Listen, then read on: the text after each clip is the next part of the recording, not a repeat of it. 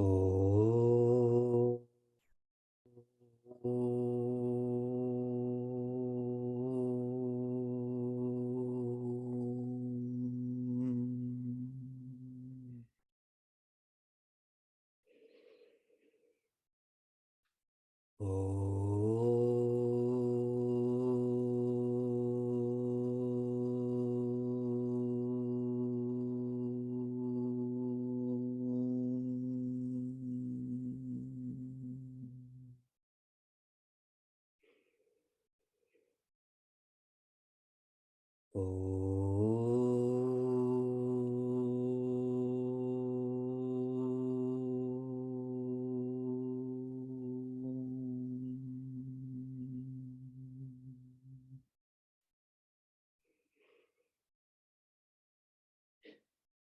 Hariom and greetings from Niagara Falls. In our culture, we follow samskaras. Another word for samskara is tradition, traditions. One of these samskaras is known as akshara abhyasa. Akshara means letter, letters. Abhyasa means to practice. When a child is approximately 5 years old, then they're taught how to write. And the first word that they write is Om. The idea being is the purpose of your education is for you to be enlightened. How many of you have gone through this tradition? The rest of us, we don't know how to read and write. During this tradition, also, that child is surrounded by plants and water. Many, many, many pots of plants and many, many, many pots of water. And the logic for this is just like a mind depends on an education. Our educations have helped our mind. A body depends on plants and water. Without plants and water, our body would not survive. What's beautiful, what's powerful about this tradition is that living with and for nature is not a voluntary affair. It is not optional. From 5 years old, one is taught that this is one's service, that one's lifestyle is to be nature-oriented. And one of the greatest examples of one who lived with, who lived for nature is Raja Prithvi. He loved nature so completely that he treated the earth like his own child, which is why another name for earth in Sanskrit is Prthvi, the daughter of Prithvi.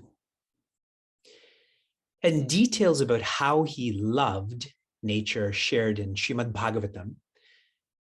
During this period of Raja Prithvi, there was a perpetual peace amongst all humans, animals, plants, stones, and not just peace, prosperity.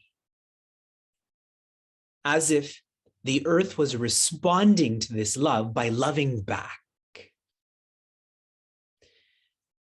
I'm sharing this with all of you for all of us to remember that once people lived like this. I am not sharing mythology with you. I'm sharing history. And this is the reason why we have developed and are facilitating this Sangha.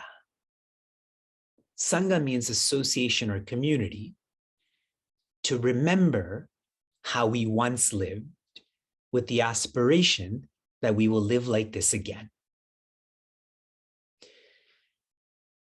A Sanskrit word for remembering is vidya, to remember. And another word for vidya in English is to know. Knowledge is powerful. Knowledge is transformative. Globally, if our temperature increases more than 1.5 degrees Celsius in the short term, then what is going to happen to the globe will be a pandemic. Not once since March of 2020 have I used the word pandemic to describe what is happening with the coronavirus. Why? Because the coronavirus, we can all infer, will eventually become endemic. And right now, trajectories are that this is becoming endemic. This is becoming an end. This will be integrated into society. But our globe becoming too hot will be a pandemic. It will never be endemic. What will be endemic is we won't be present. Did you know that? And many of you do know that. My further question would then be, do you feel this? Sharing more about remembering and knowing. Whenever we think about carbon release and carbon absorption, our mind tends to drift to Brazil, South America, and the Amazon rainforest.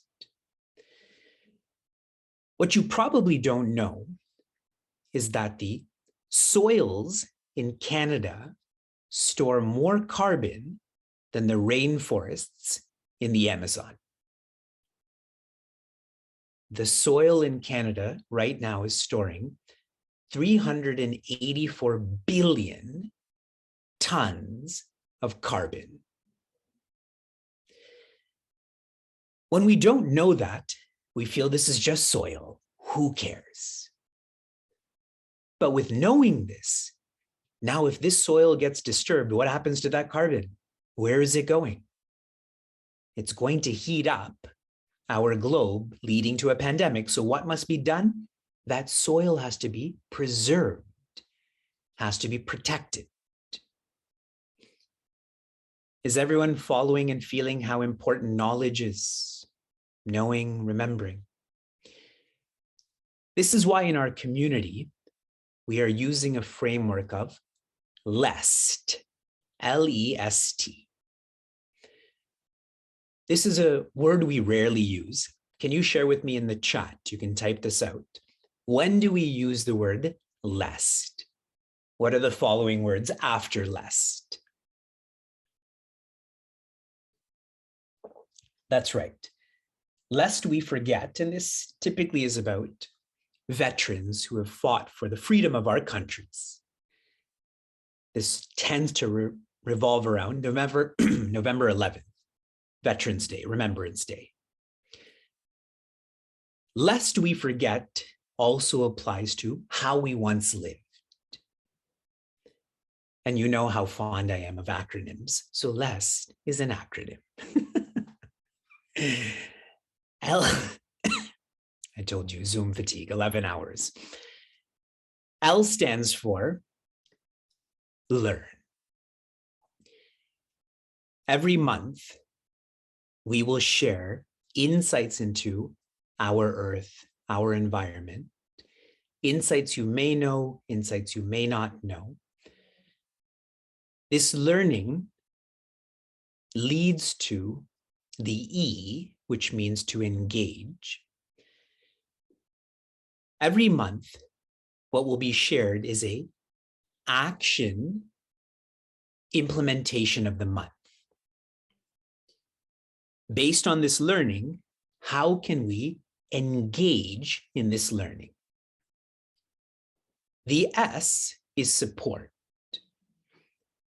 Can all of you look around at everyone else in this community? Judge them. Now smile at them.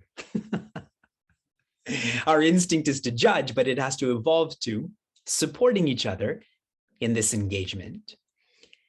And T is to transform. The fourth week of every month, lest is following a week by week by week by week basis. We are going to have a workshop in which all of this comes together to ensure that this is not temporary, that 1 month is over, so now we're shifting to another month, that this becomes part of our lifestyle. For this month, our article focused on our carbon footprint. By a show of hands, how many of you have never heard of this term, carbon footprint? Okay, a very learned community. Okay, my next question is, do you know what your carbon footprint is today? By a show of hands, how many of you know what your carbon footprint is? So way less. That means you didn't read the article, did you? The engage was for you to identify 3 ways that you are helping the environment and 3 ways that you are harming the environment. Did all of you reflect on that this month? Good. The S, which is support, was people sharing how they're engaging in this action to be implemented. And I read many of your reflections, your practices, and one universal one was to layer, to heat. Most of us live in America and Canada, so we're heating our living places right now. That is very destructive for our environment. Why do I have to heat? This home is 1,950 square feet. When I occupy, I don't know, 10 of these square feet, all I need to do is heat and cool me. And I can do that through clothes. I can do that through water, and so on and so forth. Layering. And many of you shared that with each other. And transform. Every day, in our community, there are 250 seekers who gather, particularly through meaningful mornings. Every week in our community, over 500 seekers gather in our courses. And every month, there are probably 1,000 seekers who are coming together for different workshops. If the 250 and the 500 and the 1,000 all changed a little bit, this incremental change, that would be a very significant offering to our environment. Agreed? So that was what we did for January: learning, engaging, supporting, transforming. We underestimate how powerful our community is. And if these 1,000 seekers simply told a friend about this community, it would grow to 2,000. It's almost like a Sattvic pyramid scheme. Some pyramid schemes get you arrested. This pyramid scheme helps save our earth. I'm encouraging all of you because I know many of you. I know that you're engaged in serving your communities. Make lest a part of your classroom. Make it a unit within your classroom, whether it's sacred or secular. For those engaged in their cities, make this a city project. Small city, big city. I'm happy to share that Chinmaya Mission Portland has very much become a sub-center. Sub meaning they're using the resources that our team is developing, and they're implementing that specifically for those in Portland, in Chinmaya Mission Portland. Nobody owns this. We all own this. Sharing a few more insights before we shift to our discussion. In every course that you're part of with me, every workshop you're part of with me, a constant message is to not be busy. What makes us busy? It is getting lost in the functional. Conversely, we should be engaged. And that only happens when we are dedicating ourselves to the fundamental. Functional versus fundamental. Now layer this upon our relationship with our earth.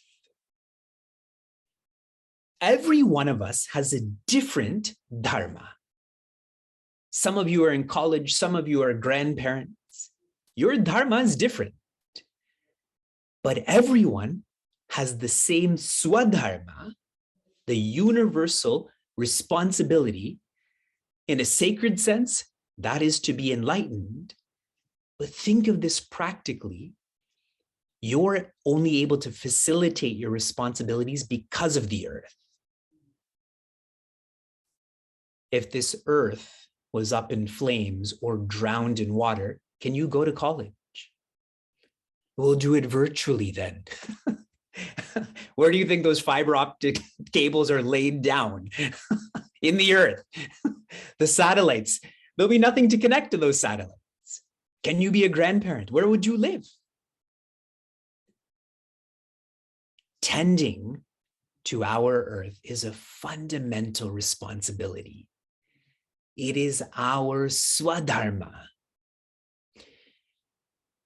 If everyone, historically and in the present, tended to this responsibility, then no one would ever have to fight for their rights.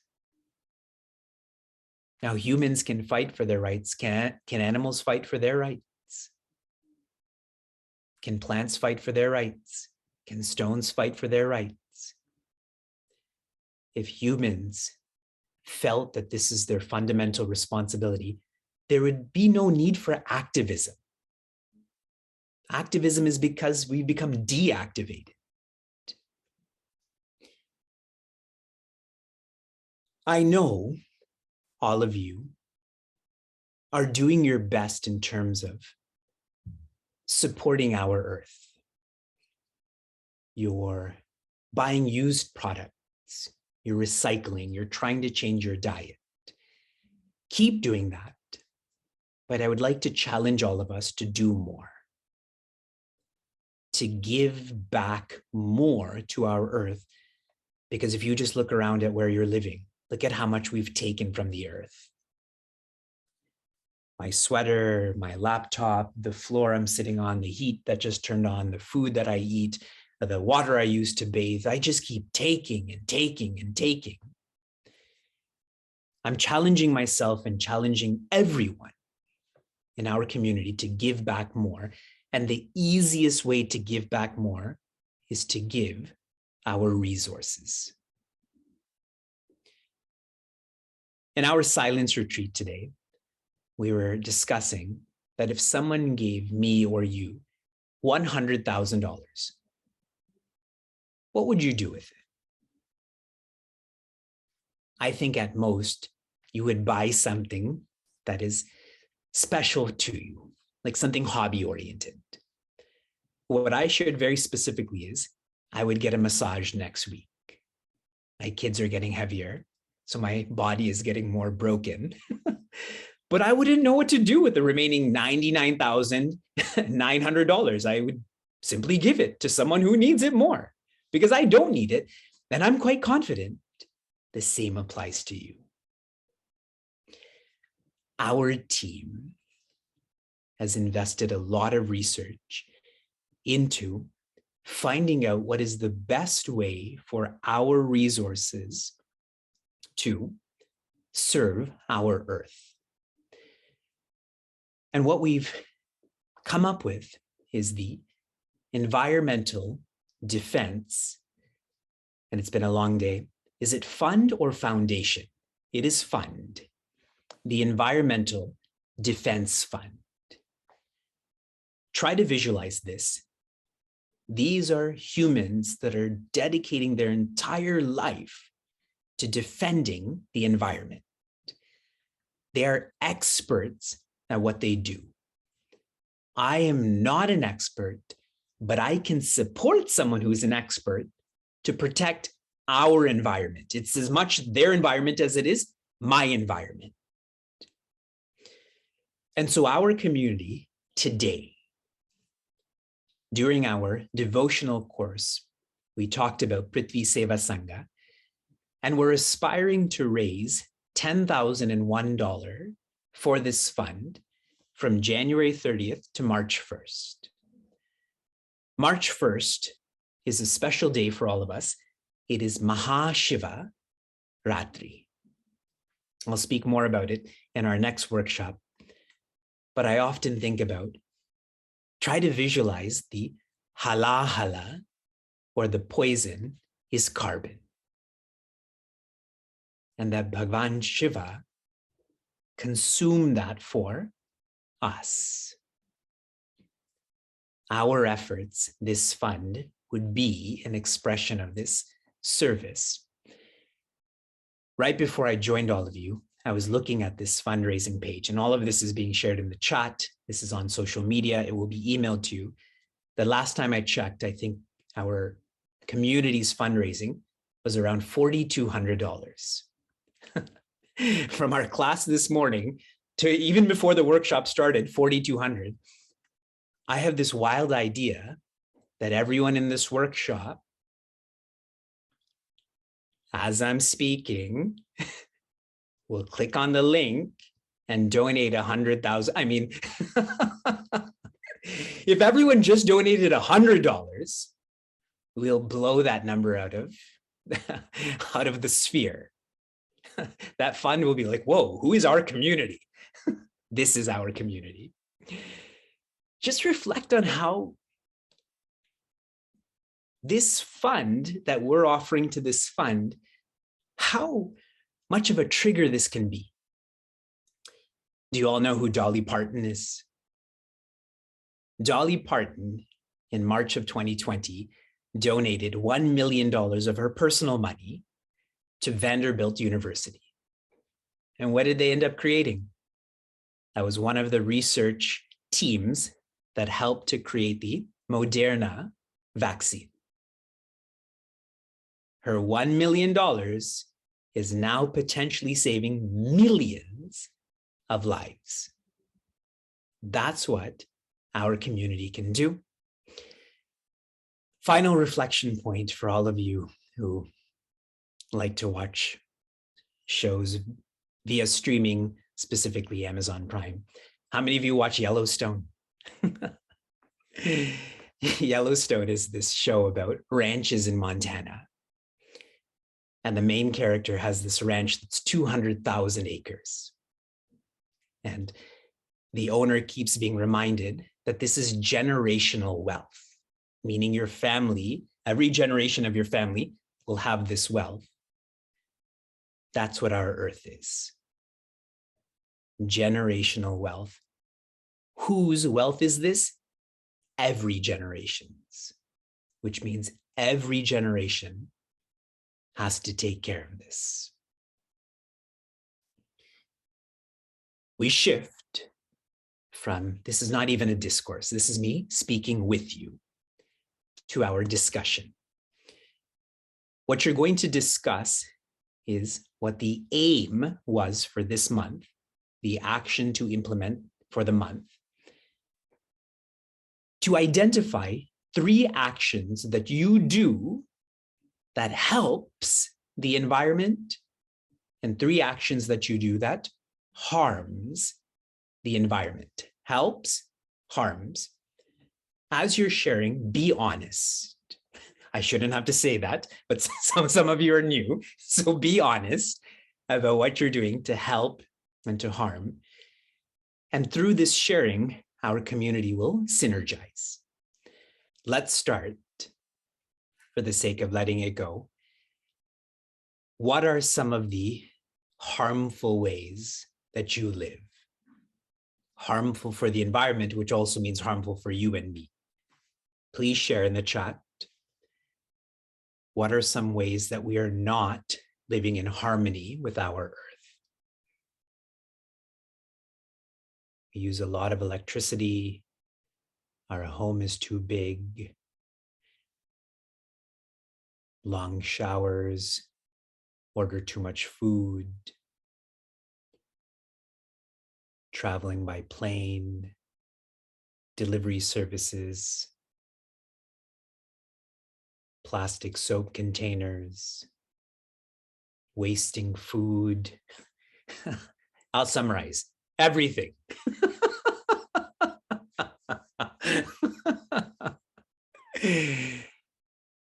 What's beautiful about these discussions, and even what is being shared in the chat, someone wrote, using too many masks. How many of you knew or are aware of how many masks you use and how that too is damaging to the environment? By a show of hands, how many of you are very conscious about that? Only a few. We keep thinking, it's just a mask. Maybe one of you is smart enough to share in the chat. I feel that I read a number that America pre-COVID used 500 million straws a day. 500 million straws, like a drinking straw, a day. And everyone will think it's just a straw. But see how it adds up. And that's why now people use metal straws. At Starbucks, some of their cups are designed where you don't need a straw, even though that's made out of plastic also. Okay, letting go of the negative and now holding on to the positive. What are some ways that you live that are distinctly harmonious for our earth? You go out of your way in a very intentional way to live like this. Please share in the chat for me to learn and maybe everyone else.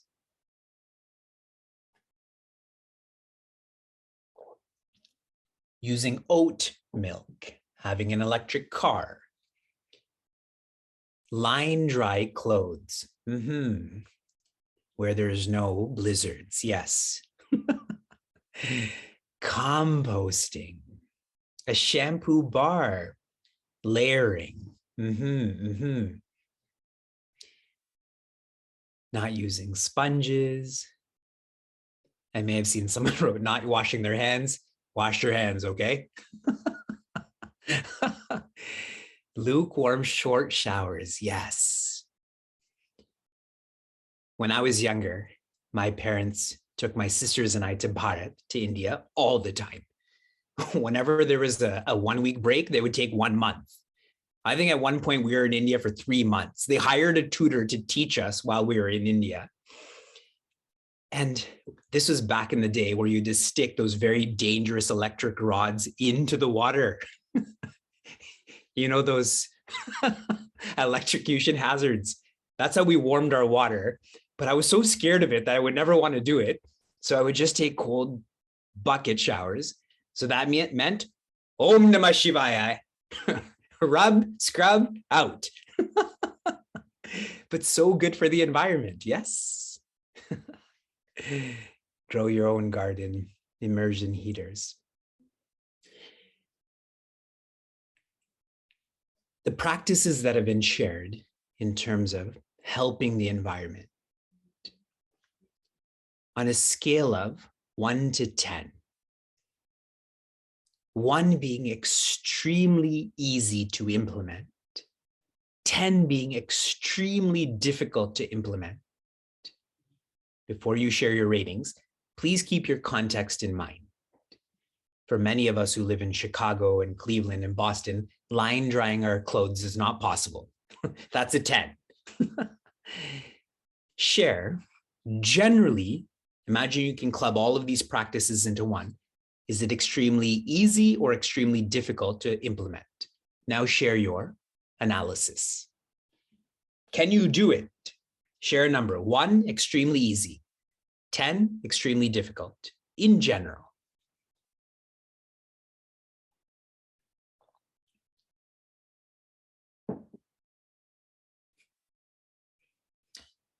I'm guessing the average score is a 3, which means it's not extremely easy, It's not very easy, but it is easy. So what's stopping us? What is stopping us from practicing ahimsa with our own mother? Share in the chat. What is stopping us?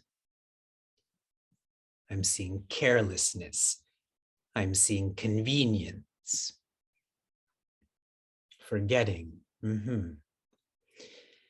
All that you're sharing right now proves experientially how fundamental, how important Prthvi Sevasanga is.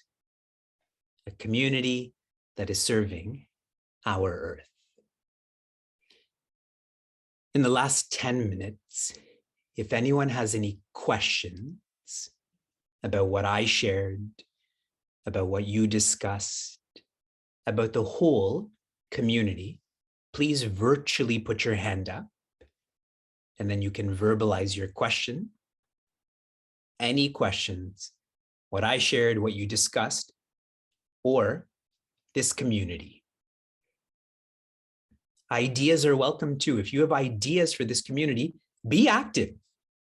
Share. Those who have registered for this community, then you would already know our email address, and that will be shared with you again in the chat. Dhruv from Pittsburgh, please share. And Dhruv, your profession is environmentally focused, yes? Please share, remind me and share with everyone else what you do and what you have to ask or share. Yeah, Hari Om Vivekji, Hari Om fellow seekers. Absolutely, I'm an environmental engineer by training, and I help businesses get to an environmentally friendly stage. COP26, climate change, yeah, all of that is, what I work on. But I think, one of the ideas I had was, we talk about footprints all day long, and that's great. We need to educate everyone on how to reduce that. But after all, we can only reduce our footprint by so much. We'll have to not exist to go to zero. So another way of looking at things is, the concept of handprints. And I think that's giving more than what we take. And we can practice that so well, with all the teachings, all the learnings from our gurus. And, if we live life like that, that is going to be far more positive. We will give back more to the society, humanity. And there are ways to do that already. So just a small idea that I wanted to share. Lovely, Dhruv. I actually wrote your name on this piece of paper for you to be one of our presenters. I'm glad that was solidified. Handprints. For those who are associated with Chinmaya mission, we produce more than what we consume. If all of us live like that, there would be more plants and more animals in the world. Yes? Dhruv, you have one of those cameras that makes you look like you're in a music video. Miral, please share away. Hari Om Vivekji. So as you know, we've not connected for a while, and I'm reconnecting to everything that Vivekji is doing slowly, in addition to whatever else I'm working on. And I'm just really glad to be part of this community as and when I can be. So I just wanted to share that. There's some fantastic ideas being shared here, and we'll think about what we can do to implement it at a more central level or bring awareness around that. And on a personal level, whatever I can do also, I will try and stay connected a little bit better with everything. And yeah, I guess I'm just excited to be able to listen again, and we'll try and connect with some of the moderators to catch up on everything that's going on. Right on, Miral. And you can all see in Miral's name, we have seekers in this community who are joining us from America. Dhruv is from Pittsburgh. Bharat, Miral's joining us from Pune. Obviously, Canada, I'm joining you from Niagara Falls. Guyana, also, we have seekers from there. From England, we have seekers from there. So when I say community, please don't think of this in a localized sense. Just to prove that, everyone write down what city they're joining from. Share in the chat what city you're joining from. Tampa, Baltimore, Chantilly, Bethesda, Calgary, Vancouver, Portland, Kansas City. Obviously, I can't keep up. We're shifting over to Ganesh and family. Please ask and share away. They're joining us from Portland. Hariom Vivekji. So when we did our carbon footprint, one of the things that we realized is a family of 4 flying to India once in 2 years just takes it out of proportion. We just didn't realize that. And one of the things that I learned recently is when you try to book your flights through Google Flights, it shows the carbon emission for the flight that you're taking. And having spoken to many of my friends, no one knew about it. So I think this a little bit of awareness building on that would really help, because some of the airlines fleets are like 30% more efficient than what an average flight takes from, let's say, Portland to New York. And I think that can be a significant contributor, a lot more than us driving from home to a grocery store. Because yeah, I mean, the proportion was like totally out of the roof when we did that calculation. So I thought I'll just share that. So cool that you shared that, Ganesh. I didn't know about that. I have a avidya, as in I didn't remember that, I've forgotten that. And that's the L, that's the learning part that every one of us can and should learn about our environment, about the airlines that we support, the restaurants that we support, the grocery stores that we support, shopping local, and so on. Vinita Ji joining us from Calgary, please share. Hariom Vivekji. I was just trying to find out if we have any materials that you have, which you all could share for Bal Vihar children. Like, it would be great to implement this as part of the project during the year. And, you know, once spring and all comes, and not only for Calgary, but at least general awareness of what they could do and how they could contribute. Mm-hmm. So if you'll have something, or if you'll have like a speaker or somebody who could join us via Zoom, yes, sometimes it's good for them to hear from an outside source versus us teachers always telling them, you know, things. So that would be helpful if somebody can get back. Such good ideas, Vinita Ji. Vinita Ji was sharing about how every Bal Vihar class, for those who are not familiar with Chinmaya Mission, it is classes on self-development.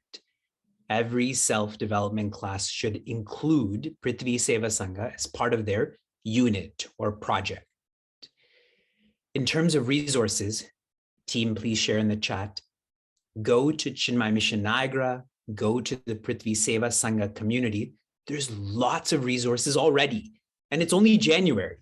Every month, more articles and more gauges will be shared. In terms of speakers, we have a whole team of experts. You just got to hear from Dhruv. Hamsa will speak soon. Manjari is there. Prakash is there. Himali, so many. I can just keep on listing names and yeah, that person and that person and that person. But I personally know them to be environmentally sound. So if you would like a speaker, we can direct many of the people in our community to your center. The design for Prthvi Sevasanga, like so much of the work that we all do together, is around a triangle. A triangle is one of the strongest physical structures. Event, movement, development. An event happens monthly. Movement happens weekly. Development happens daily. Maximum transformation when you do something every day, exercising, thinking, etc. Every month, we will have an event. It will be the last Sunday of every month. So next month, February 27th. We will focus on a different facet of how we can serve our nature. Next month, we will be focusing on Climate Change 101. This month was more of an introduction about incremental change, that as a community, we can make a significant impact. Next month, Climate Change 101. The movement I've talked about also. Every week, there will be learning, then there will be engaging, then supporting, then our workshop, which is transforming, and daily. The action to implement is to be implemented every day. And we saw so many ways we can stop harming and we can start helping. I know Raja Prithu would be proud of us. Shanti, Shanti, Shantihi. Be safe, be sound, be serene, be happiness.